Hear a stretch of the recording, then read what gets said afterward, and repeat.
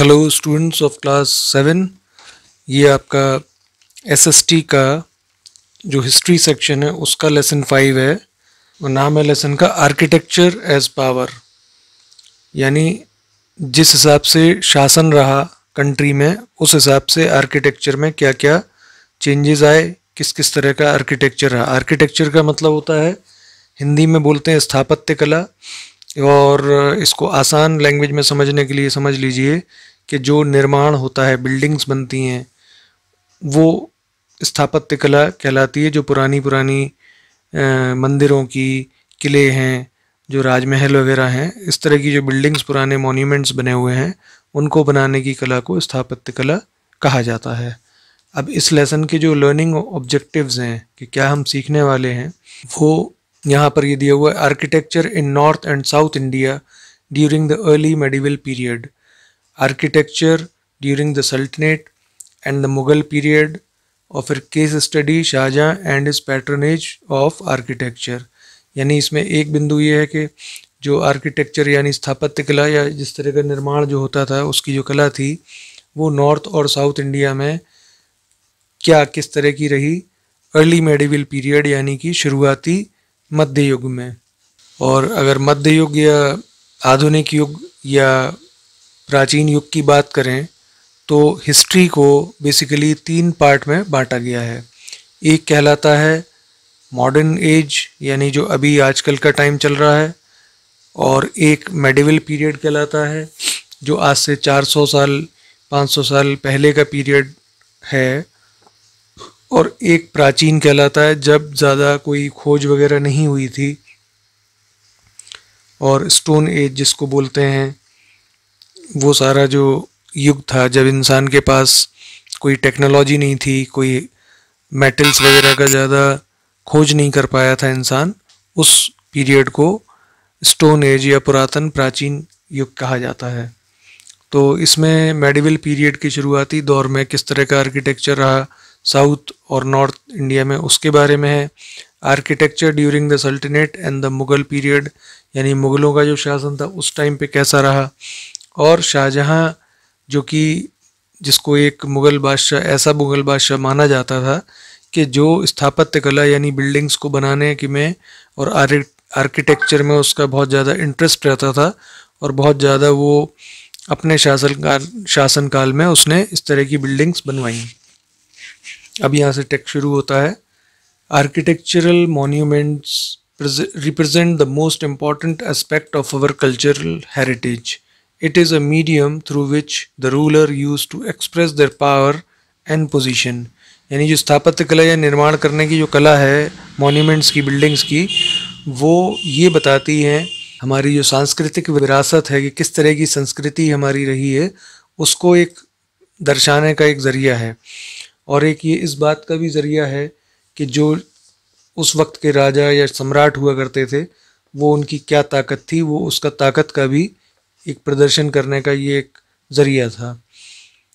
During the medieval period rulers in different parts of India built a variety of monuments such as forts, places of worship, palaces, victory towers and so on. जो मध्यकाल के जो राजे महाराजे हुए थे वो पूरे जो कंट्री के कई हिस्सों में विभिन्न प्रकार के स्मारक या बिल्डिंग्स बनाते थे, जैसे कि किले, पूजा का स्थल, महल, और ये विक्ट्री टावर यानी विजय स्तंभ आदि चीज़ें बनाई जाती थी। They also constructed roads, canals, tanks, wells, educational institutions etcetera for the welfare of their people and the prosperity of their kingdom.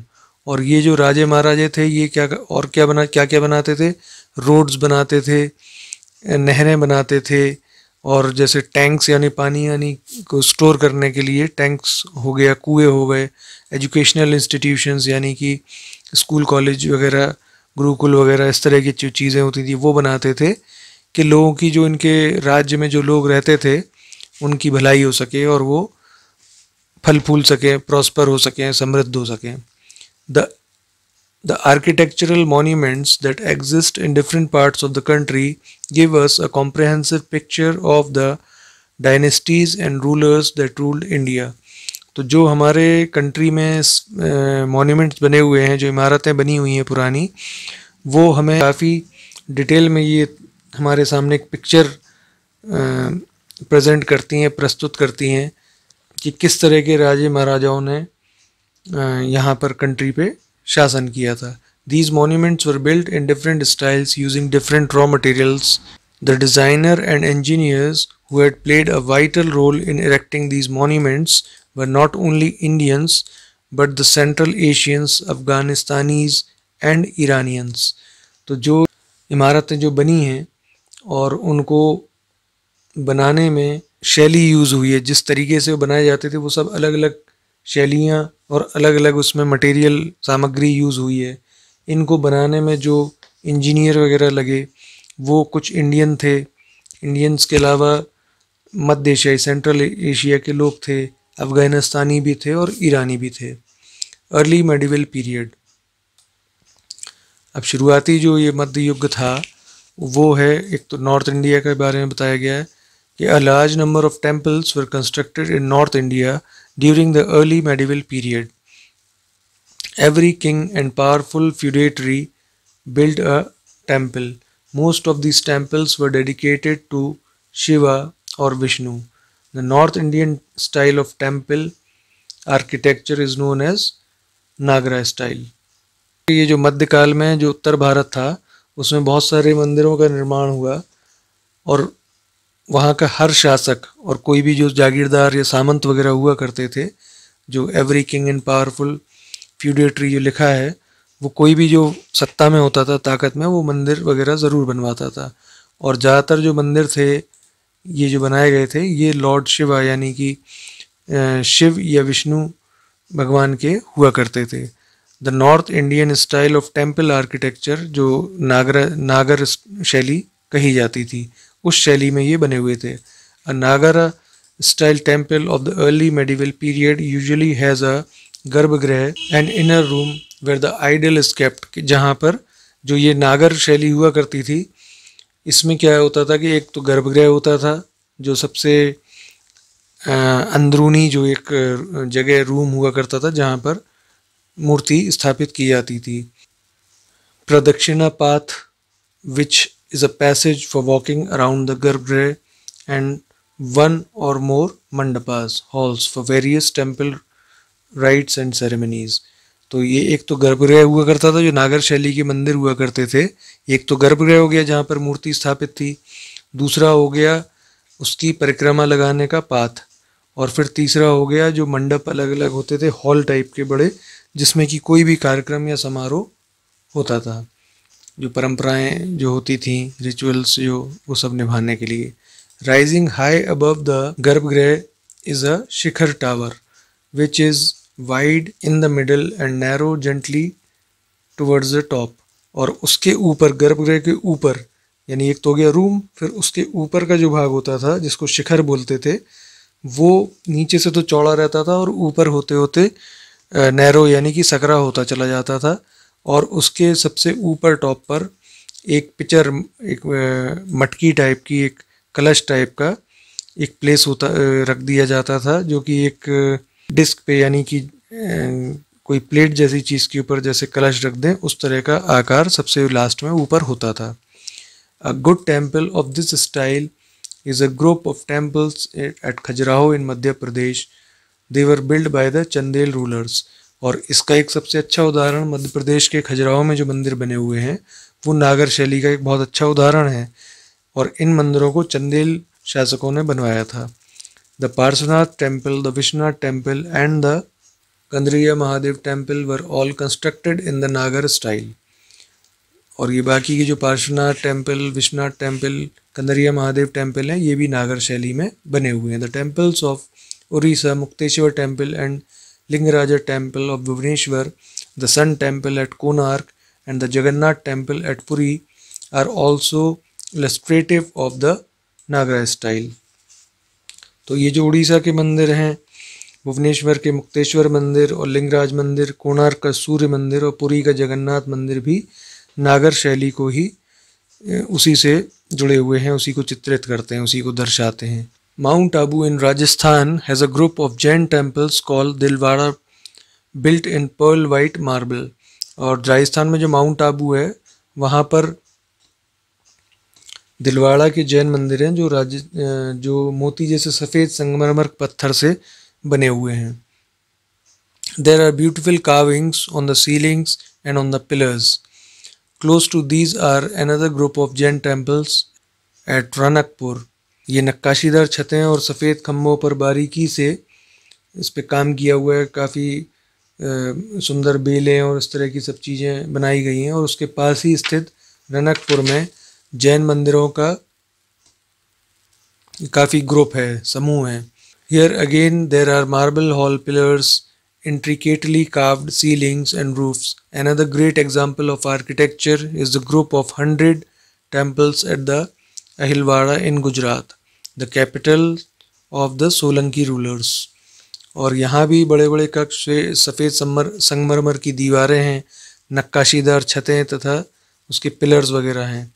और ये सोलंकी शासक जो हुए थे उनकी राजधानी अनिलवाड़ के जो काफ़ी सैकड़ों मंदिर हैं उनकी ये स्थापित कला में ये उदाहरण दिखता है. अब आ जाते हैं साउथ इंडिया में. साउथ इंडिया के मंदिरों की अगर बात करें, the temples built in South India followed the Dravidian culture. अब ये नॉर्थ इंडिया में जैसे हमने पढ़ा नागर शैली के थे, अब ये यहाँ पर द्रविडियन शैली के मंदिर आ गए. In the Dravidian style the gateway of the temple was called gopuram. Dravidian शैली में क्या था कि जो मुख्य द्वार होता था टेम्पल का, मंदिर का, उसको गोपुरम कहा जाता था. The main shrine of the chief deity room was known as garbhagriha. और जो मेन जो रूम होता था जहाँ पे मुख्य जिस देवता का, देवी देवता का वो मंदिर है और उस देवता का जो रूम था उसको गर्भगृह बोलते थे. जैसे उत्तर वाले में भी ऐसे ही होता था. The images of god and goddesses were kept here. और इसमें फ़ोटोज़ रखी जाती थी देवी देवताओं की. On top of the main shrine was a tall structure called shikhar. और उसके जो रूम था उसके ऊपर एक शिखर बनाया जाता था. Another structure situated in front of the main shrine was called the mandapa. और एक और जो स्ट्रक्चर बनाया जाता था ये मेन जो गर्भगृह और शिखर के सामने, उसको मंडप बोलते थे. It was an audience hall way people gathered for prayers. ये लोगों के इकट्ठा होने के लिए बनाया जाता था कि जिसमें लोग इकट्ठा होकर प्रार्थना वगैरह कर सकें. The south Indian style is best exemplified in the temples built by the Pallavas, Pandyas and the Cholas. तो इसमें जो साउथ इंडियन स्टाइल के जो मंदिर थे वो सबसे, अगर उनको अच्छी तरह उनका एक एग्जाम्पल देखना है तो जो मंदिर पांड्य शासकों ने, पल्लव शासकों ने और चोल शासकों ने जो मंदिर बनाए हैं उसमें दिखाई देता है. The best examples of Pallava architecture are the rock cut temples at Mahabalipuram. The Kailashnath temple of Kanchipuram has a huge temple complex with a towered sanctuary and mandapa. The Pallavas also built the Rath temple and the shore temple at Mahabalipuram. तो जो पल्लव शासक हुए हैं उनका स्थापत्य कला, जो जिस तरह के वो बिल्डिंग्स या मंदिर बनाते थे, अगर उनका एग्जाम्पल देखना है तो सबसे जो उसका अच्छा एग्जाम्पल है वो महाबलीपुरम में है, जहाँ चट्टान को काट के मंदिर बनाया हुआ है. जो कैलाशनाथ टेम्पल कांचीपुरम में है वो एक उसका बहुत बड़ा एक मंदिर का कॉम्प्लेक्स है और उसमें एक बहुत बड़े आंगन के साथ एक बहुत ऊंचा शिखर और मंडप भी है. पल्लव शासकों ने रथ टेम्पल और शोर टेम्पल भी बनवाए हुए हैं. अब आते हैं चोल शासकों ने क्या बनवाया. The Cholas continued the temple building tradition of the Pallava dynasty and contributed significantly to the Dravidian temple design. तो चोल वंश के जो शासक थे उन्होंने भी जिस तरह से पल्लव शासक थे उसी तरह से उन्होंने भी इस तरह के जो द्रविडियन स्टाइल के टेम्पल थे उनमें उन्होंने भी बनवाए और अपना कंट्रीब्यूशन दिया. Aditya first built a number of Shiva temples along the banks of the river Kaveri. जो आदित्य नाम के शासक हुए, आदित्य फर्स्ट, उनने शिवा टेम्पल, शिव के मंदिर बनवाए और कावेरी नदी के किनारे पे. These temples were not on a large scale. और ये जो मंदिर थे ये कोई बहुत बड़े भव्य मंदिर नहीं थे. Temple buildings received great impetus from the conquests and the genius of Rajaraja Chola and his son Rajendra Chola I. तो ये जो मंदिर थे इसमें इसको जो प्रोत्साहन मिला वो राजेंद्र चोल और उसके जो पुत्र हुए राजेंद्र चोल प्रथम, उनके जो विजय अभियान जो वो जीतते थे युद्ध वगैरह, और उनकी जो विजय होती थी, विजय अभियान उनका चलता था या और जिस तरह की उनकी बुद्धिमत्ता थी उसके हिसाब से इन सब कलाओं को और मंदिरों की स्थापनाओं को मोटिवेशन मिला, प्रोत्साहन मिला. The maturity and grandeur to which the Chola architecture had evolve found expression in the two temples of Thanjavur and Gangai Kondacholapuram. तो जो इनकी स्थापत्य कला थी, जिनका जो आर्किटेक्चर था चोल शासकों का, उसका जो सही उदाहरण देखना है तो वो हमें तंजावुर और गंगाई कोंडचोलापुरम के मंदिर में देखने को मिल सकता है. The Brihadeshwara temple and Thanjavur, the biggest and the finest specimen of temple architecture in South India, was built under the great Chola ruler Rajaraja one. तो जो चोल शासक राजराजा वन था उसके शासनकाल में अपने समय की सबसे बड़ी जो आर्किटेक्चर, सबसे बड़ी जो बिल्डिंग थी उनमें से एक था तंजावुर का और बृहदेश्वर मंदिर, जो कि एक आर्किटेक्चर का बहुत अच्छा एक एग्जाम्पल उस टाइम का था. The temple is dedicated to Lord Shiva and is famous for its spacious courtyard and massive tower which is covered with sculpture and decorative moldings from top to bottom. तो जो ये भगवान शिव को समर्पित ये जो मंदिर था वो उसका विशाल परिसर और विशाल स्तंभ जिस पर मूर्ति कला और सजावट करी गई थी तो वो इस पे बनाई गई थी. The temple of Gangai Kondacholeswaram at Gangai Kondacholapuram, the creation of Rajendra Chola was intended to excel its predecessor. तो जो राजेंद्र चोला ने जो ये मंदिर यहाँ पर बनाया था गंगाई कोंडचोलापुरम में, उससे जो है उसके जो उत्तराधिकारी थे, उसके बाद के राजा थे, उससे वो प्रेरित हुए कि और उससे अच्छा करें. Completed only 2 decades after the temple at Thanjavur and in the same style, the greater elaboration and in its appearance attests the more affluent state of the Chola empire under Rajendra. तो तंजावुर का जो मंदिर बना था उसके बाद उसी शैली के 2 दशक में बने इस विशाल मंदिर ने चोल शासक राजेंद्र की धाक जमा दी, क्योंकि जो पहले बना था उसने इसको प्रेरित किया था, जो बाद का इसका विरासत में जो बाद में राजा बना था, और उसके बाद 20 साल में उसने जो मंदिर बना के खड़ा किया तो उससे उसकी और ज़्यादा प्रसिद्धि हो गई कि जो उसने उससे भी अच्छा, पहले से भी अच्छा मंदिर बनाया. Why were temples destroyed? Whenever kings attacked neighboring areas, their main target used to be the temples and mosques because these places contained the maximum wealth and riches. In the early 9th century, when the Pandya king Srimara Srivallabha invaded Sri Lanka and defeated the king Sena first, B seized the golden statue of Buddha and also removed all the valuables from the various monasteries. तो मंदिर जो तोड़ने का जो ये कारण लिखा है यहाँ पर कि क्यों तोड़े जाते थे, तो जब भी कोई राजा अपने पड़ोसी पर आक्रमण करता था तो उसका जो मेन निशाना होता था वो मंदिर मस्जिद होते थे. क्योंकि पहले के क्या होता था, ये सिस्टम होता था कि पहले जो भी कीमती चीज़ें थीं, हीरे जवाहरात, पैसा, ये सब इन जगहों पे रखा जाता था मंदिर मस्जिदों में.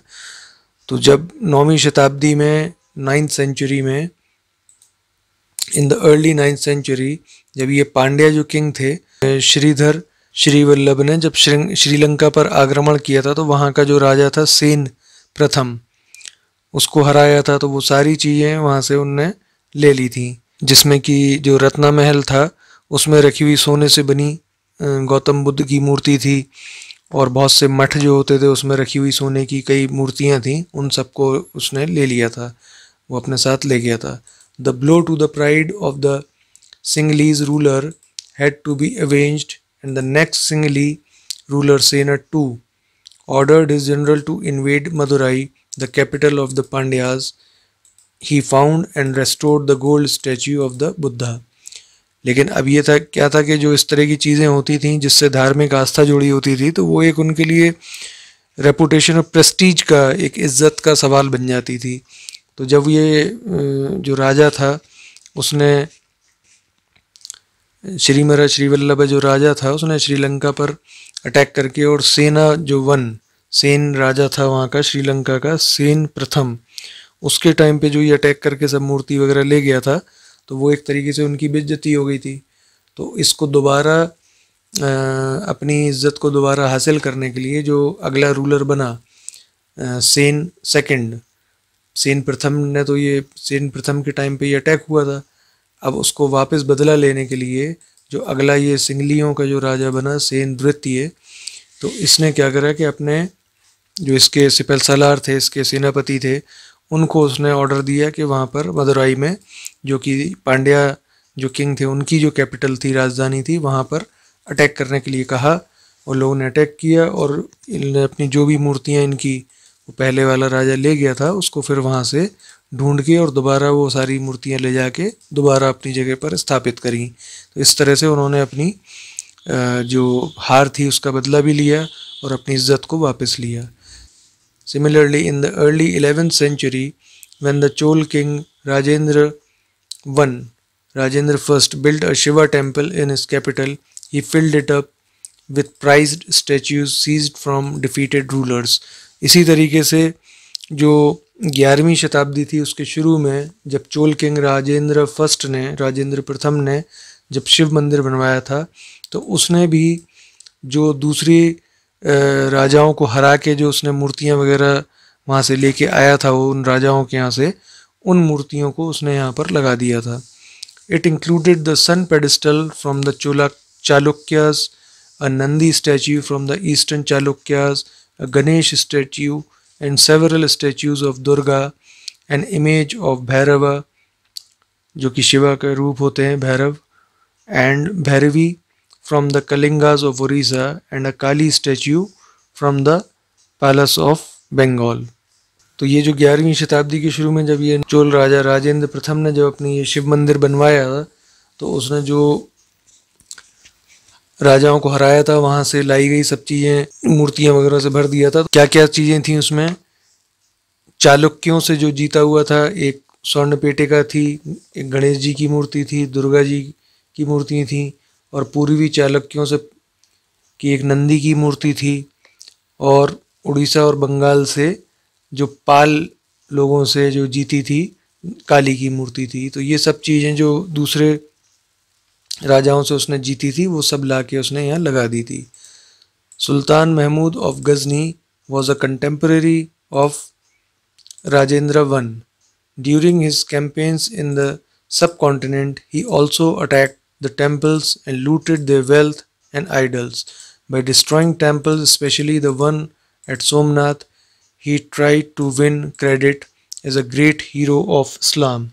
तो इसमें क्या था कि जो एक सुल्तान महमूद गजनी था राजा, इधर गजनी एक जगह है अफ़गानिस्तान साइड में, तो वहाँ का रहने वाला होता, वहाँ जो उसका एक विरोधी था राजेंद्र जो राजा था, तो वो जब अपने यहाँ पर अभियान छेड़ता था तो वो उसने भी कई मंदिरों के ऊपर इसी तरह से, क्योंकि सब राजे महाराजे ऐसे ही इसको अपनी एक बहादुरी का और एक जीत का नमूना समझते थे कि दूसरे पर जो अटैक किया है किसी भी राजा के यहाँ, तो उसकी चीज़ों को हम ख़त्म कर दें, तबाह कर दें और वहाँ से कीमती चीज़ों को लूट लें। तो इसी तरह से बाकी जो राजा करते थे, तो ये भी राजा जो गजनी आया था इसने भी इसी तरह से यहाँ पर अटैक किया और यहाँ की सब चीज़ों को लूट के वो ले गया था।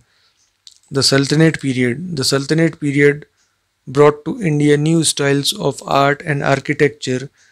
These, when mixed with the existing Indian style, gave birth to a distinct style of architecture called the Indo-Islamic style of architecture. तो जो सल्तनत पीरियड शुरू हुआ तो वो उससे क्या है कि इंडिया में एक नए तरह की कला जो है वो आई आर्किटेक्चर की, बिल्डिंगों को बनाने की। और जब ये भारत की जो पहले से जो जिस तरह की कला थी भारत की, उससे जब ये मिली तो उससे एक नई कला का जन्म हुआ जो कि Indo Islamic style of architecture कहलाया। तो जो इंडो इस्लामिक शैली का ये जो जन्म हुआ, इससे फिर a number of factors were responsible for these changes. The existing Indian style and the new ideas had many common features which allowed them to adapt to one another. तो पहले की जो भारतीय शैली थी और ये जो नए आइडिया मिले, नए फीचर्स आए, नई तरीके जो उसमें जुड़ गए, तो वो एक दूसरे के उसमें मिक्स हो गए। जो वहाँ का तरीका था और जो यहाँ का तरीका था, कुछ उसमें चली गई कुछ चीज़ें, कुछ उन्होंने यहाँ से ले ली, कुछ अपनी दे दी, और इस तरह से मिला के नई जो कला विकसित हुई वो इंडो इस्लामिक कला जो है, उससे कुछ नई चीज़ें जो सामने आई उसमें था for instance both temple and mosque had large open courtyards.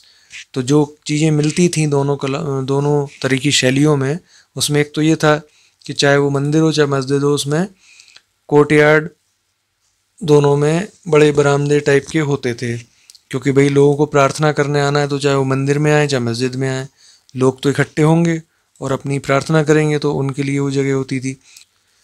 Also many temples were converted in mosques by foreign invaders and this created a blend of Indian as well as foreign style. और पहले क्या होता था कि जो भी rulers एक दूसरे के मंदिरों को, मस्जिदों तोड़ देते थे और उसके ऊपर अपनी दूसरी नई बिल्डिंग बना देते थे। तो इस तरह से जो मंदिर मस्जिद में कन्वर्ट हुए, तो उससे भी एक नया डिज़ाइन और नए तरह के कंस्ट्रक्शन का वो तरीका सामने आ गया कि कुछ पुरानी भारतीय चीज़ें मिला के वो डिज़ाइन उसके मिला के बनाने लगे, तो वो देखने में और ज़्यादा उसमें सुंदरता आई। अब फीचर्स क्या क्या थे? The sultanate introduce two new architectural idea, the dome and the pointed arch. और ये सल्तनत पीरियड में जो ये निर्माण होना शुरू हुआ, तो उसमें दो तरह की चीज़ें नई इंट्रोड्यूस हुई, एक तो डोम यानी गुम्बद और एक पॉइंटेड आर्च, आर्च यानी मेहराब। ये एक ऊंची मेहराब बनी होती थी। The dome was an important decorative structure in Islamic buildings and soon was implemented in other structures as well. और जो गुम्बद थी वो इस्लामिक बिल्डिंग्स में एक बहुत ही ज़रूरी उसका हिस्सा हुआ करती थी उसकी सुंदरता के लिए, और जल्दी ही वो बाकी भी बिल्डिंग्स में उसको बनाया जाने लगा। द पॉइंटेड और true arch that was introduced during this period was completely different from the type of arches that were being constructed within the country earlier. तो पहले से जो मेहराब बनता था उससे बिल्कुल अलग था। The use of concrete was also on the increase, opening up new avenues. और इधर कंक्रीट का जो यूज़ था वो भी होने लगा था। Concrete enabled builders to build larger structures covering more area. Local Indian craftsmen were soon trained in Persian style of art which they used to decorate the structures.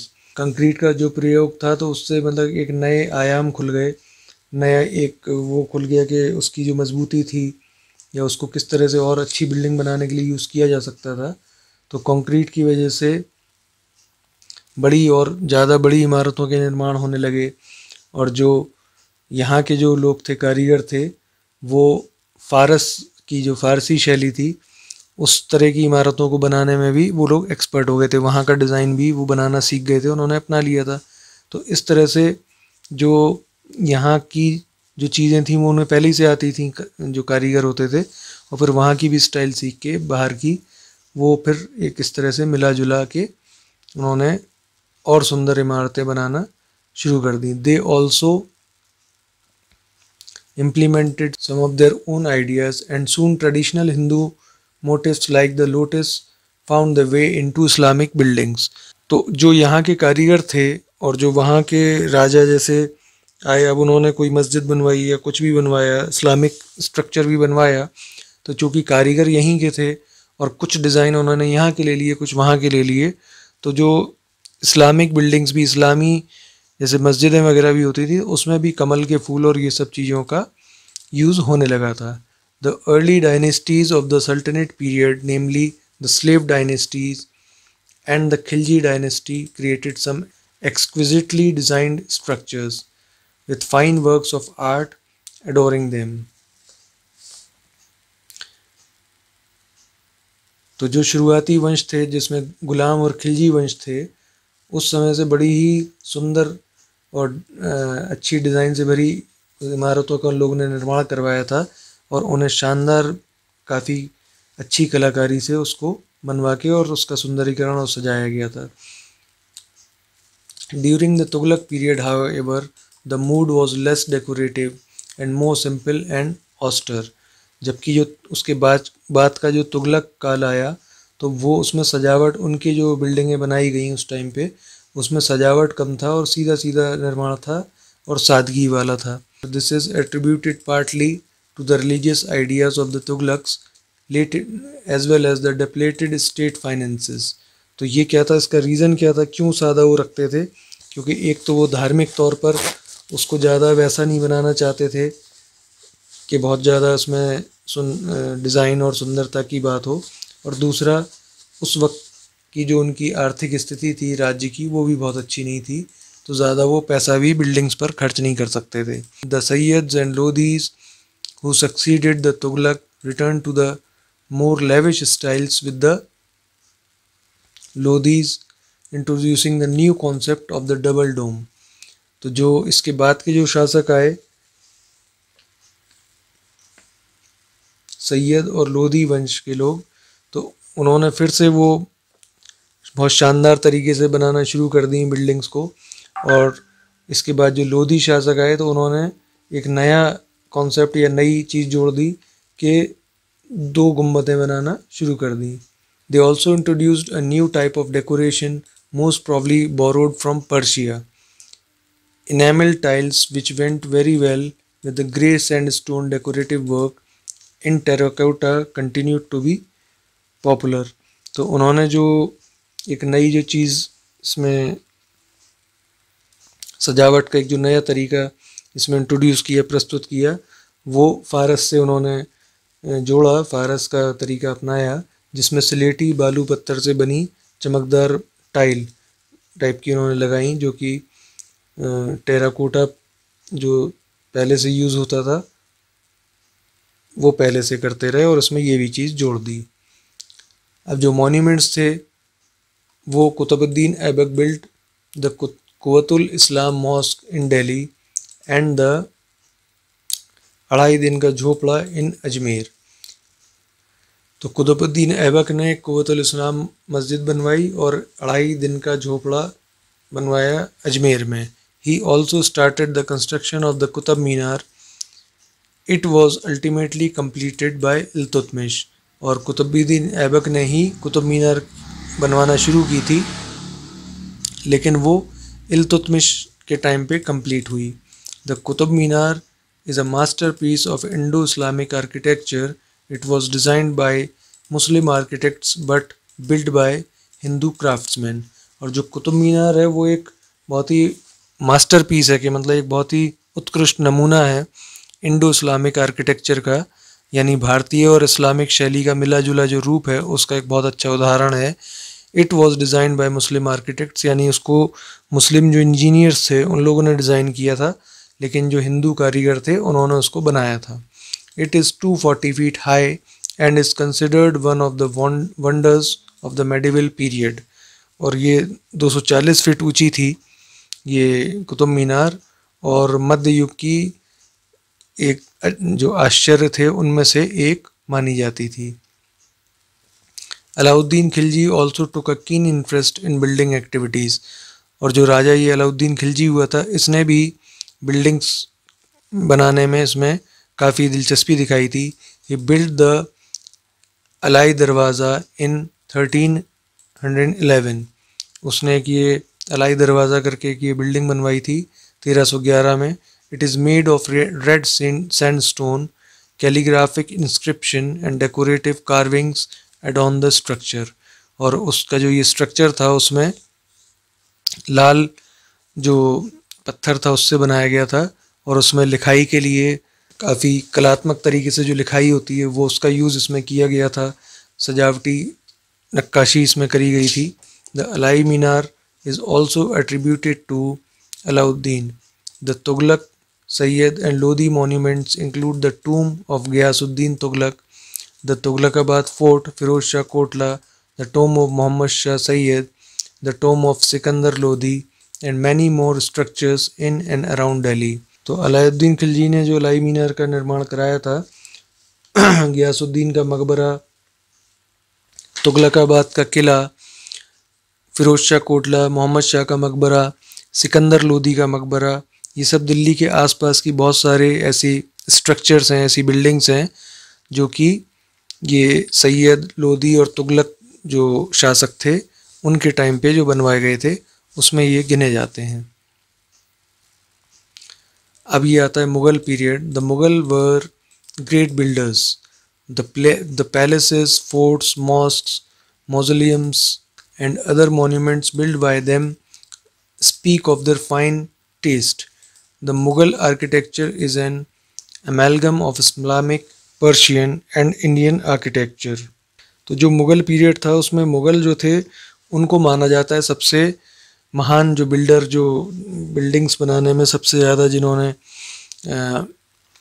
दिलचस्पी भी ली और सबसे ज़्यादा जो अच्छा काम और बिल्कुल सुंदरता के साथ भी और एक क्वालिटी का जो काम होता है जिसमें बिल्कुल उसकी जो मेजरमेंट है और जो उसकी नाप तौल है, उसकी जो बनावट है, हर चीज़ बिल्कुल अच्छी से अच्छी जो करी उन्होंने, वो मुग़लों ने करी।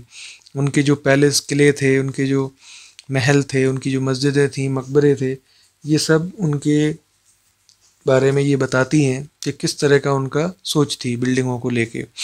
और ये जो इनके टाइम की जो बिल्डिंगें थीं वो इस्लामिक, पर्शियन और भारतीय जो शैली थी वो सबका एक मिला जुला रूप थी।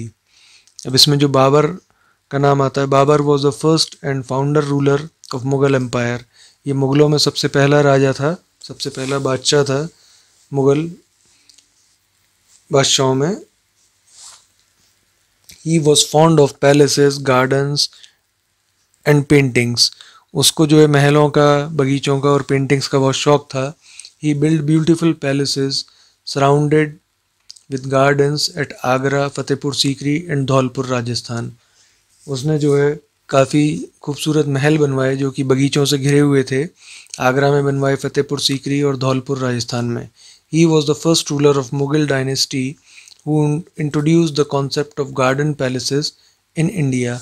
वो मुग़लों का पहला बादशाह था जिसने कि एक इस तरह का कॉन्सेप्ट, एक इस तरह की सोच या इस तरह का एक नया चीज़ सामने रखी जो महल, गार्डन पैलेस कि मतलब बागों वाले महल, मतलब ऐसे महल जिसमें बाग बगीचे बहुत सारे हों, इस तरह का कॉन्सेप्ट रखने वाला वो पहला राजा था। His introduced garden is still existing surrounding the president's house in New Delhi, which is known as Mughal Garden. He also built a mosque at Panipat।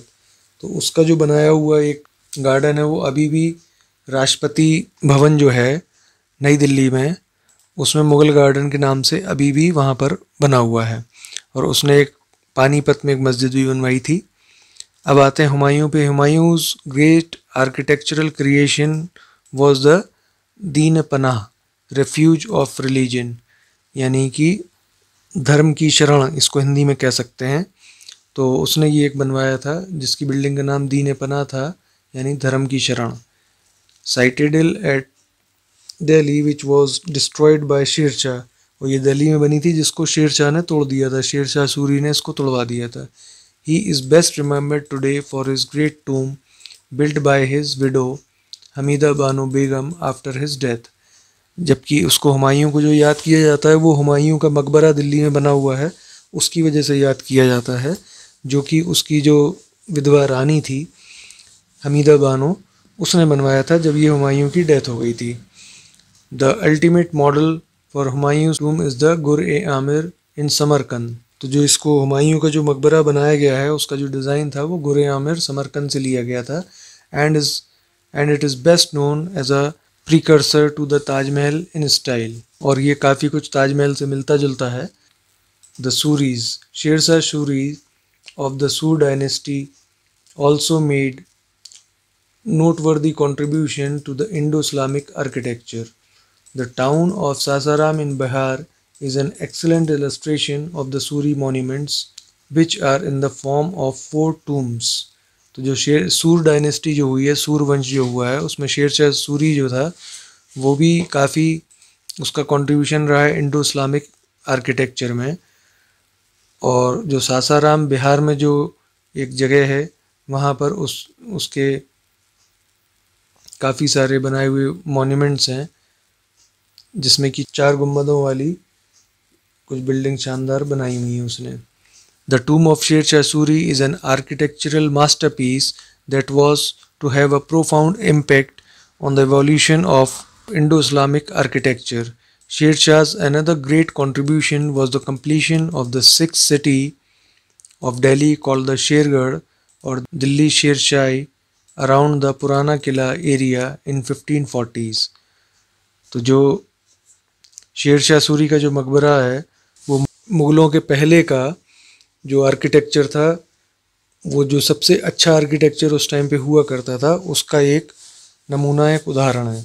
और शेर शाह सूरी ने जो अपना और जो इम्पोर्टेंट योगदान, महत्वपूर्ण योगदान दिया 1540 ईस्वी में, वो पुराने किले के आसपास दिल्ली में जो एक पुराना किला है, वहाँ पे दिल्ली का एक छठा नगर, मतलब एक छठी सिटी, टाउन, कस्बा टाइप का कह लो, वो बसाया था उसने। शेरगढ़ या दिल्ली शेरशाही कहलाता है, वो उसने बसाया था वहाँ पे। The Purana Qila has 3 main gates, the Humayun Darwaza, Talaqi दरवाज़ा एंड बड़ा दरवाज़ा। तो इसके जो ये पुराना किला है जो, उसके ये 3 मेन दरवाज़े हैं, हुमायूं दरवाज़ा, तलाकी दरवाज़ा और बड़ा दरवाज़ा। द किला कोहना मस्जिद built by Sher Shah Suri in 1541 is one of the most fascinating buildings in the पुराना किला। और ये जो किला कुन्हा मस्जिद उसने बनवाई थी उस पुराने किले में, ये सबसे एक शानदार उसकी बनाई हुई बिल्डिंग है, जो उसका एक महत्वपूर्ण स्थान है उस पुराने किले में। अब आते हैं अकबर पर। The architecture of the Akbar period is characterized by elegant and graceful strength and by rich decorative work. तो अकबर के टाइम पे जो बनाई हुई बिल्डिंग थी, उसका जो काम है वो शानों और ताकत के साथ कीमती तरीके से, जो नक्काशी है वो बहुत ही खूबसूरत नक्काशी उसमें देखने को मिलती है। Many elements from the Hindu tradition were absorbed in the decorative work. और हिंदू कल्चर की काफ़ी चीज़ें जो डेकोरेटिव वर्क किए जाते थे, जो उसको सजाया संवारा जाता था, उसमें जो है काफ़ी हिंदू कल्चर का भी यूज़ अकबर ने किया था। The style is best exemplified by the fort at Agra and the magnificent city of Fatehpur Sikri। और ये जो शैली थी उसको बहुत अच्छे तरीके से जो ढाला गया और जो दिखाई देती है वो आगरा में, और जो आगरा के पास जो फतेहपुर सीकरी जो शहर बसाया था उसमें दिखाई देती है।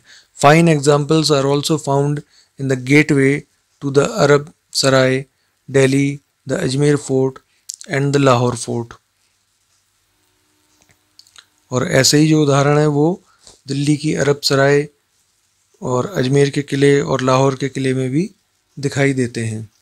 The fortress palace of Agra is impressive for the massive enclosure wall.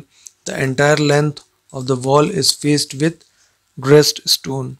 और आगरा के जो किले नुमा महल की जो बाहरी मजबूत दीवारें हैं, जो लाल बलुआ पत्थर की बनी हुई हैं, मुख्य द्वार जिसमें दिल्ली दरवाज़ा भी कहते हैं, लाल बलुआ पत्थर सफ़ेद संगमरमर से उससे सजावट करी गई है उस पर, और उस सजावट के साथ वो बना हुआ है। Akbar's capital city of Fatehpur Sikri is one of the most notable achievements of Islamic architecture in India. The city is a great complex of palaces and lesser residence and religious and official buildings, all erected on top of a rocky ridge।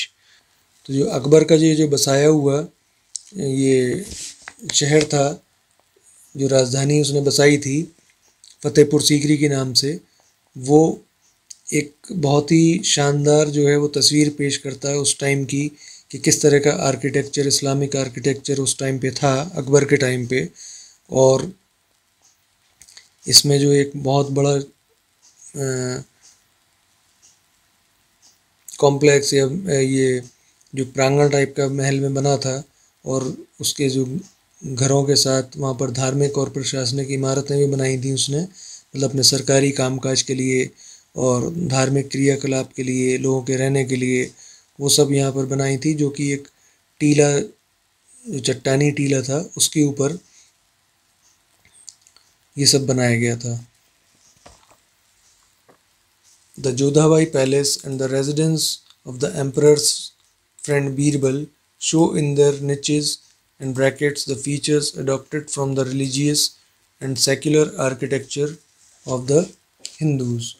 तो जोधाबाई का जो महल था और अकबर के जो मित्र बीरबल थे उनके जो महल बनाए गए थे, और उसमें जो प्रतीक चिन्ह और जिस तरह की डिज़ाइनिंग उसमें यूज़ की गई थी, हिंदू धर्म से जो चीज़ें ली गई थी, तो उससे अकबर का ये पता चलता है कि वो कितना धर्मनिरपेक्ष था, कि उसके लिए ये नहीं था कि अगर वो बना रहा है अपना किला तो चाहे उसमें कोई भी रहे वो उसमें इस्लामिक डिज़ाइन ही होना चाहिए, ऐसा कोई उसका वो नहीं था।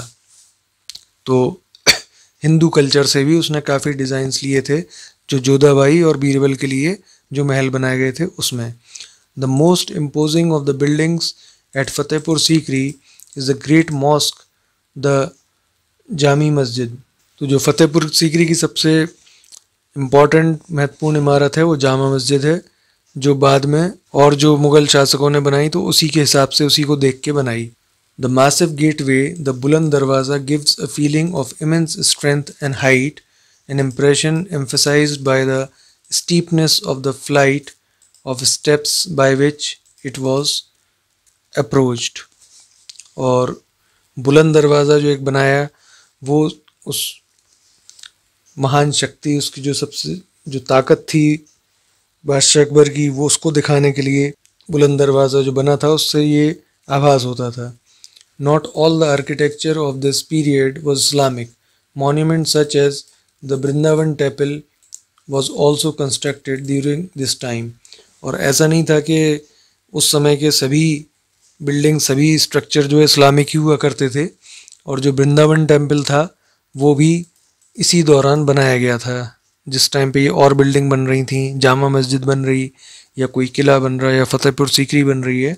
तो ऐसा नहीं था कि सारे स्ट्रक्चर ये मुग़ल जो लोग थे ये सब मस्जिदें और वही बनवा रहे थे, बल्कि वृंदावन टेम्पल भी बनवाया उन्होंने। अब आते हैं जहांगीर पे। Under Jahangir the Hindu features vanished from the style. He build the tomb of Akbar at Sikandra near Agra. One of the buildings that dates from his reign ranks among the finest achievements of the Mughal spirit।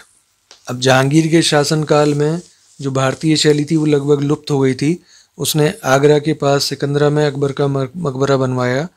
तो जो मुग़ल काल का जो तरीका था, जो designing का तरीका था वास्तुकला का, वो उसमें ज़्यादा यूज़ किया गया था और उसका एक बेहतरीन नमूना वो बना। This is the tomb of Mirza Ghiyas Beg, usually known by his title Itmaduddaulah, pillar of the state, built at Agra. एक ही मिर्ज़ा जो घियास बेग थे, इनके नाम से जो उसने ये बनवाया था इनकी याद में मकबरा, जिसको इत्मातुद्दौला के मकबरे के नाम से जाना जाता है, जो आगरा में है। Jahangir also built the Shalimar gardens and its accompanying pavilions on the shore of Dal lake in Kashmir. और जहांगीर ने कश्मीर में डल लेक के किनारे शालीमार गार्डन भी जो बनवाए थे, जो कि डल लेक के किनारे थी। अभी लास्ट में औरंगज़ेब आते हैं। In Aurangzeb's reign squared stone and marble gave way to brick or rubble with stucco ornament. Aurangzeb के शासनकाल में चौकोर पत्थर और संगमरमर ने ईंटों और गारे के साथ पलस्तर की सजावट का यूज़ किया गया था इसके टाइम में। Srirangapatnam and Lucknow have examples of later Indo Muslim architecture. तो श्रीरंगपट्टम का और लखनऊ में जो काम हुआ है वो एक तरीके से एग्जाम्पल है जो इसके टाइम के, औरंगज़ेब के टाइम के इंडो मुस्लिम जो आर्किटेक्चर था, कि भारतीय और इस्लामी जो डिज़ाइनिंग थी उस समय कैसी थी, वो लखनऊ में और श्रीरंगपट्टम में जो काम हुआ है उससे पता चलेगी। उस वक्त के ये हैं construction. He also added his mark to the Lahore fort and built one of the largest mosques in the city called बादशाही मस्जिद। और उसने अपने जो निर्माण कार्य कराए थे उसमें लाहौर का किला और उसके अंदर सबसे जो नगर की उधर की सबसे बड़ी मस्जिद थी बादशाही मस्जिद, वो उसने वहाँ पर लाहौर में बनवाई थी। अब ये केस स्टडी हमें करनी है कि Shahjahan and his patronage of architecture, कि शाहजहाँ और उसका जो आर्किटेक्चर के लिए संरक्षण था, प्रेम था, उसके बारे में ये केस स्टडी है। The force and originality of the style gave way under Shah Jahan to a delicate elegance and refinement of detail illustrated in the magnificent palaces erected in his reign at Agra and Delhi। तो आगरा और दिल्ली के जो भव्य महल हुए हैं उनकी जो सुंदरता और डिज़ाइनिंग रही है वो डिटेल रूप में जो है वो शाहजहाँ की टाइम में उसकी शैली में ही पता चलती है। इसमें मौलिकता और जो समझ होती है कि किस तरह से एक ओरिजिनल जो वर्क होता है, ज़्यादातर तो बनी बनाई चीज़ों की नकल कई लोग करते हैं कि जो अच्छी लग रही है चीज़ वैसी बना दी, लेकिन अगर कोई नई चीज़ बिल्कुल अपनी अलग यूनिक हट के जो नया डिज़ाइन हो, वो शाहजहाँ के टाइम में उस तरह की चीज़ें उसने बनवाई थी। The most splendid of the Mughal tombs the most renowned building in India is the Taj Mahal at Agra, the tomb of Mumtaz Mahal, the wife of Shah Jahan. तो जो ये आगरा का ताजमहल है, वो जो मुमताज़ महल की याद में उसने बनवाया था, वो सबसे ज़्यादा प्रसिद्ध है और सबसे ज़्यादा शानदार जो बना हुआ है और पूरी दुनिया में जो फेमस है वो ताजमहल है। The Moti Masjid in the Agra fort and the Jama Masjid at Delhi are an imposing building, and their position and architecture have been carefully considered so as to produce a pleasing effect and feeling of a spacious elegance and well balanced proportion of parts।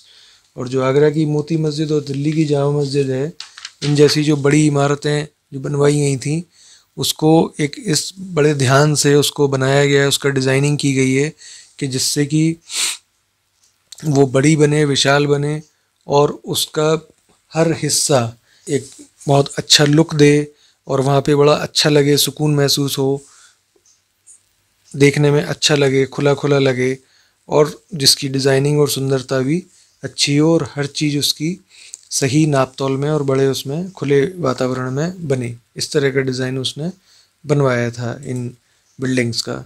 In his works Shahjahan presents himself as the most magnificent builder of Indian sovereigns. और अपने जो काम शाहजहाँ ने कराया था उसने अपने कामों से वो एक तरीके से सबसे बड़े निर्माणकर्ता के रूप में, कि जिसने सबसे ज़्यादा बिल्डिंगें बनाई हैं, वो उस तौर पे उसको जाना जाता है शाहजहाँ को, जितने उसने बिल्डिंग्स बनवाई उसकी वजह से। He also build the mausoleum and sections of the huge Lahore fort that include the impressive Moti Masjid, Sheesh Mahal and Naulakha pavilion which are all enclosed in the fort. और जो उसने काम कराए थे उसमें लाहौर के किले में मोती मस्जिद, शीश महल और नौलखा मंडप का भी उसने ये कंस्ट्रक्शन करवाया था। He also built a mosque after himself in Thatta called Shahjahan mosque. और उसने एक अपने नाम के ऊपर एक मस्जिद भी बनवाई थी जिसका नाम था शाहजहाँ मस्जिद। और जो ये ताजमहल बनवाया था, the construction of the Taj Mahal started in the year 1631. It took approximately 22 years to build it. It was built entirely of white marble, which was brought in from all over India and Central Asia. जो ताजमहल था उसका जो निर्माण है वो 1631 में शुरू हुआ था और उसको बनने में करीब 22 साल लगे थे।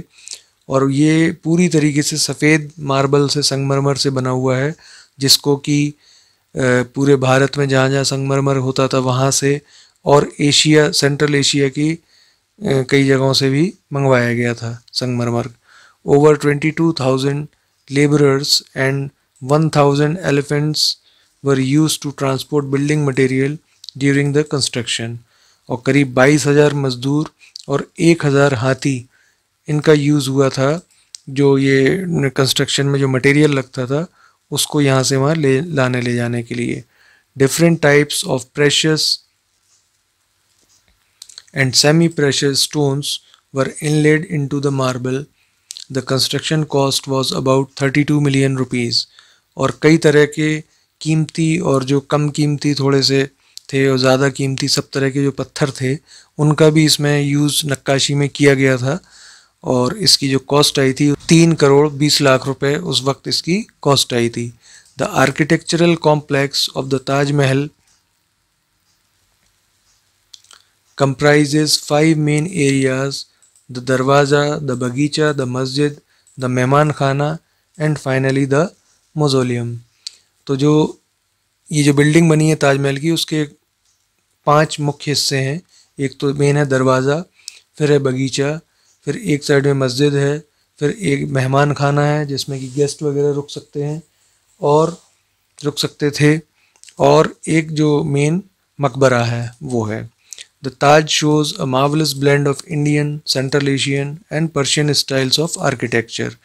और जो ताजमहल है उससे हमको एक बहुत ही अच्छा कॉम्बिनेशन पता चलता है भारतीय शैली का, सेंट्रल एशिया और पर्शियन यानी फारसी जो कला है उसका, और जो एशिया के सेंट्रल एशिया की कला का और भारतीय कला का एक मिक्सचर है ये।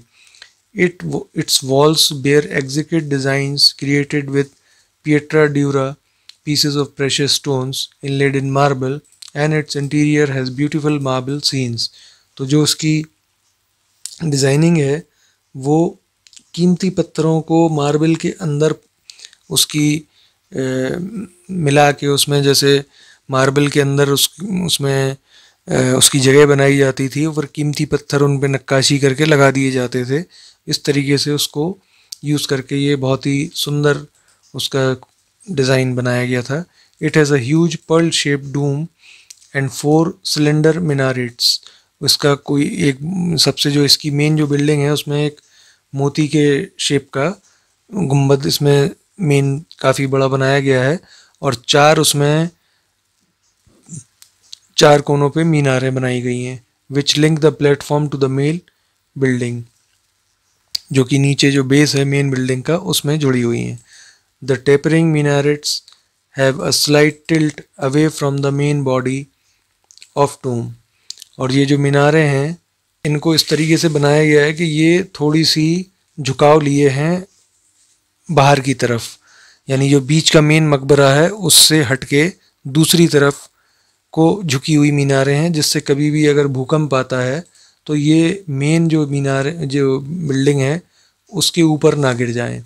लेकिन इतने सालों के बाद अभी भी इतने भूकंप आए फिर भी ये सब टिका हुआ है, सारी बिल्डिंग्स बनी हुई हैं, जबकि उस वक्त इसको सोच के बनाया गया था कि अगर भी भूकंप आए तो जो मीनारें हैं वो बीच के मेन, ये दिख रहा होगा आपको डायग्राम में, ये बीच का मेन है मकबरा टूम, और ये गुम्बद है ये मेन, और ये 4 मीनारें हैं। तो ये मीनारें इस तरफ को झुकी हुई हैं हल्की सी, ये इस तरफ झुकी हुई है, इस तरफ, ये इस तरफ बाहर को झुकी हुई हैं कि मीनारें हैं तो ये इधर पे ना गिर पड़े, इसलिए इनको बाहर की तरफ झुकाया गया है। लेकिन इतनी सारी इंजीनियरिंग लगाने के बाद भी वो अभी भी ऐसी की ऐसी हैं, ये सोच के जो बनाया गया कि ये गिर ना जाए, लेकिन गिरी नहीं है अभी तक। तो उस वक्त की जो काम करने के तरीके थे, इंजीनियरिंग थी, वो भी कोई कम नहीं थी। The interior is the marble cenotaphs of Mumtaz Mahal and Shahjahan. तो और ये इसके अंदर जो है वो उनके कब्रें बनी हुई हैं मुमताज महल की और शाहजहाँ की। Originally the cenotaphs were enclosed by a gold railing which was encrusted with pearls, rubies and diamonds। इन कब्रों पर सोने की परत चढ़ी हुई थी जिसमें मोती, पन्ने और हीरे जड़े हुए थे। A view of the entire structure on moonlight or on moonlit night and its reflection in the calm Yamuna river adds a supernatural beauty to the entire scene। और जो चांदनी रात में जब इसकी ऊपर जो ये रोशनी उसके ऊपर जो पड़ती है और उसका जो परछाई यमुना नदी में पड़ती है, उसको एक बिल्कुल अद्वितीय, बहुत ही शानदार उसका जो सुंदरता वाला एक माहौल वहाँ पे बन जाता है। और जो बनाया था उसने वो रेड फोर्ट बनाया था शाहजहाँ ने। इन 1639 Shahjahan laid the foundation of a new city, Shahjahanabad. He built the Red Fort here. It has numerous beautiful structures such as और 1639 में जो शाहजहाँ ने एक नया शहर शाहजहानाबाद बसाने के लिए उसकी नींव डाली। वहाँ उसने लाल किला बनवाया जिसमें बहुत कई सारे उसने अंदर स्ट्रक्चर्स बनवाए, जिसमें से एक था Diwane Aam. Built in red sandstone, this was the place where the king held his court. ये दीवाने आम था, ये लाल बलुआ पत्थर से बनाया गया था और ये वो जगह थी जहाँ पर राजा अपना दरबार लगाता था। दीवाने खास, ये शाहजहाँ का खास बैठने की जगह थी जहाँ पर मयूर सिंहासन उसने रखा हुआ था जिस वो बैठता था। फिर था Shahburj, it was use by the emperor for jharokha darshan, the king ceremonial appearance before his subject. तो ये बादशाह के अपनी जनता को देखने के लिए झरोका दर्शन के उसमें से झांक के देखने के लिए शाहबुर्ज बनाया गया था। ख्वाबगाह जो था, it was the private chamber of the king, ये उसका एक तरीके से बेडरूम कह सकते हैं, सोने की जगह या पर्सनल उसका जो रूम है जहाँ पर वो अपना आराम वगैरह करता था। रंग महल था, it was the palace of for the women of the royal house hold, जो शाही घराना था उसकी जो महिलाएं होती थी उनके लिए ये बनाया गया था रंग महल। तो इस तरह से ये लेसन यहाँ कंप्लीट हुआ। इसमें जो कुछ टर्म्स हैं, कुछ शब्द हैं, उनको आप लोग रिवाइज कर सकते हैं। जैसे ट्रू आर्च है, curved structure not supported by beams but by stones placed at an angle. तो ये जो ट्रू आर्च है इसमें कोई बीम वगैरह कुछ नहीं होती है और ये पत्थरों को एक इस तरह से सेट किया जाता है कि वो उससे ही ये आर्च बन जाता है। डोम जो है वो लार्ज सेमी सर्कुलर रूफ, जो ये गुंबद होती है वो एक बड़ी जो है एक आधे गोले टाइप का शेप की ये जो छत होती है उसको गुंबद बोलते हैं। मीनारेट जो होती है वो tall slim tower usually tapering in shape, और जो मीनार होती है वो एक पतली और ऊंचा निर्माण होता है जो कि थोड़ा सा टेपर भी रहता है, ऊपर की तरफ से सकरा रहता है। Pietra dura, style of ornamentation in which precious और semi precious stones are embedded in marble। तो ये जो कला कहलाती है पिएट्रा ड्यूरा, ये संगमरमर के अंदर कीमती और कुछ कम कीमती पत्थरों को जड़ के उसका जो जड़ाऊ काम होता है वो करके और उसको यूज़ करके जो बनाया जाता है, बिल्डिंग में यूज़ किया जाता है, उस कला को ये पिएट्रा ड्यूरा कहते हैं। अब ये कुछ रिवीजन के लिए चीज़ें पॉइंट्स दिए हुए हैं। Architectural monuments represent the most important aspect of our cultural heritage. It is a medium through which the rulers use to express their power and position. कि जो आर्किटेक्चरल मॉन्यूमेंट यानी कि जो इमारतें उस टाइम की पुराने हिस्ट्री के टाइम की हैं, वो एक काफ़ी महत्वपूर्ण इम्पॉर्टेंट चीज़ हैं उस वक्त के कल्चर को पहचानने के लिए, और ये एक ऐसा माध्यम भी होते हैं कि जिससे उस वक्त के जो राजा महाराजा बादशाह हुए हैं उनकी ताकत और उनकी हैसियत का भी इससे पता चलता है। जिस तरह की बिल्डिंग होगी, जितना उसमें पैसा खर्च हुआ होगा, जिस तरह का उसका डिज़ाइन होगा, जिस तरह की उसकी बनावट है, उसकी सुंदरता है, भव्यता है, इसी से ये पता लगता है कि उस वक्त का राजा महाराजा या बादशाह कितना ताकतवर या कितना पैसे वाला रहा होगा या वो कितना समझदार रहा होगा। The north Indian style of temple architecture is known as the Nagara style, और जो उत्तर भारत की मंदिर बनाने की शैली है उसको नागर शैली के नाम से जाना जाता है। The temples build in South India followed the Dravidian style, और जो दक्षिण भारत के मंदिर हुआ करते थे वो द्रविड़ शैली के मंदिर होते थे, द्रविड़ शैली अपनाई जाती थी उनको बनाने के लिए। The sultanate period brought to India new styles of art and architecture. These, when mixed with the existing Indian styles, gave birth to a distinct style of architecture called the Indo-Islamic style of architecture। तो जो सल्तनत काल रहा उस time पे जो शैली वहाँ से बाहर से इंडिया आई और जब वो भारत की शैली से मिल गई तो एक नई शैली विकसित हो गई जिसको कि इंडो इस्लामिक शैली बोला गया। The Qutub Minar is a masterpiece of Indo-Islamic architecture. It was designed by Muslim architects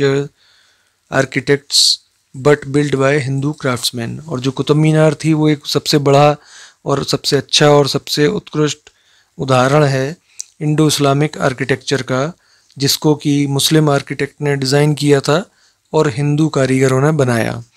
the Mughals were great builders, the palaces, forts, mosques, mausoleums and other monuments built by them speak of their fine taste. The Mughal architecture is an amalgam of Islamic, Persian and Indian architecture. और जो Mughals हुए उनको सबसे महान builders या निर्माण कराने वाला जो राजे महाराजाओं के तौर पे जाना जाता है, बादशाहों के तौर पे, उनके टाइम के जो महल, किले, मस्जिदें, मकबरे और जो दूसरी बिल्डिंग थी उनसे देखने से उनके टेस्ट, उनके सोच का और उनकी ताकत का और उनके पैसे का और उनकी समझदारी का पता चलता है उनकी बिल्डिंग्स को देखने से। और जो मुग़ल आर्किटेक्चर था वो एक तरीके से मिक्सचर था इस्लामिक और फ़ारसी और इंडियन जो शैली है, जो काम करने का तरीका, उसका पूरा एक मिक्सचर था। Akbar's capital city of Fatehpur Sikri is one of the most notable achievements of Islamic architecture in India. और जो फतेहपुर सीकरी है आगरा में, जो अकबर ने अपनी राजधानी बनाई थी, वो एक तरीके से बहुत ही महत्वपूर्ण जो इस्लामिक शैली है निर्माण की, वो जो इंडिया के अंदर मौजूद है, वो एक सबसे बड़ी ये यहाँ पे ये दिखाई देती है। तो यहाँ पर ये हमने मेन पॉइंट्स भी रिवाइज कर लिए हैं। अब हमारे ये क्वेश्चन आंसर्स और बाकी की एक्सरसाइजेज हैं जिनको कि आपको नेक्स्ट उसमें पार्ट में दे दिया जाएगा। तो उम्मीद है ये आप लोग को ये लेसन समझ में आ गया होगा। कोई अगर इसमें डाउट हो तो वो आप लोग पूछ सकते हैं ऑनलाइन मैसेज करके, या फिर जब ऑफलाइन आप क्लास अटेंड करने आते हैं कॉलेज तो अपना डाउट क्लियर कर सकते हैं। तो okay student, see you in the next video. और आपको इसकी एक्सरसाइज मिल जाएंगी जल्दी। तब तक के लिए इसको और रिवाइज कर लीजिए and goodbye and take care of yourself.